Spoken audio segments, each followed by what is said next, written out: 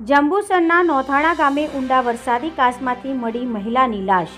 પ્રાપ્ત માહિતી મુજબ ભરૂચ જિલ્લાના જંબુસર તાલુકાના નોંધાણા ગામે ડેરી ફળિયામાં રહેતા કૌમુદીબેન એક દિવસથી ગુમ હોય આજુબાજુમાં તપાસ કરવા છતાં ન મળી આવતા ગામના લોકોએ જંબુસર ફાયર બ્રિગેડને જાણ કરી હતી।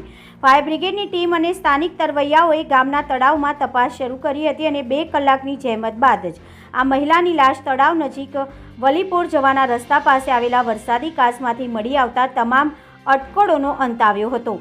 નોંધાણા ગામના કૌમુદીબેન માનસિક રીતે બીમાર હતા અને એકલું જીવન જીવતા હતા। તેઓની લાશ આ રીતે તળાવ પાસે ઊંડી ગટરમાંથી મળી આવતા ગામમાં અને પરિવારમાં ગમગીની છવાઈ ગઈ। 2 કલાકની ભારે જહેમત બાદ આખરે લાશ મળી આવતા ટીમે રાહતનો શ્વાસ લીધો હતો અને વેડજ પોલીસની ઉપસ્થિતિમાં જ લાશ મળી આવતા લાશને ગટરના પાણીમાંથી બહાર કાઢી જંબુસર સબ ડિસ્ટ્રિક્ટ હોસ્પિટલમાં પીએમ અર્થે મોકલી આપવામાં આવી હતી અને વેડજ પોલીસે આગળની કાર્યવાહી હાથ ધરી હતી।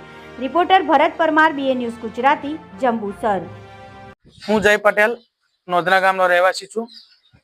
કૌમુદીબેન મુકેશભાઈ પટેલ કે જેઓ મારા કાકી થાય છે, તેઓ ગઈકાલે સાંજથી જ ઘરમાંથી ગુમ થયેલા હતા અને તેઓ માનસિક રીતે થોડા અસ્વસ્થ હતા અને તેઓની મેન્ટલ હોસ્પિટલની દવા પણ ચાલતી હતી। તેઓ ગઈકાલ સાંજથી જે રીતે ગુમ હતા તો તેના શોધવા માટેના પ્રયાસો અમે કરતા હતા અને આજ રોજ સવારે અહીંયા ઘટના સ્થળે પોલીસ તેમજ ફાયરની ટીમ પણ આવેલી હતી અને તેઓએ મદદ કરી અને વરસાદી કાંસ જે બાજુમાં આવેલો છે ત્યાંથી તેઓનો મૃતદેહ મળી આવેલો છે અને તે મૃતદેહને અત્યારે પોસ્ટમોર્ટમ અર્થે મોકલેલ છે।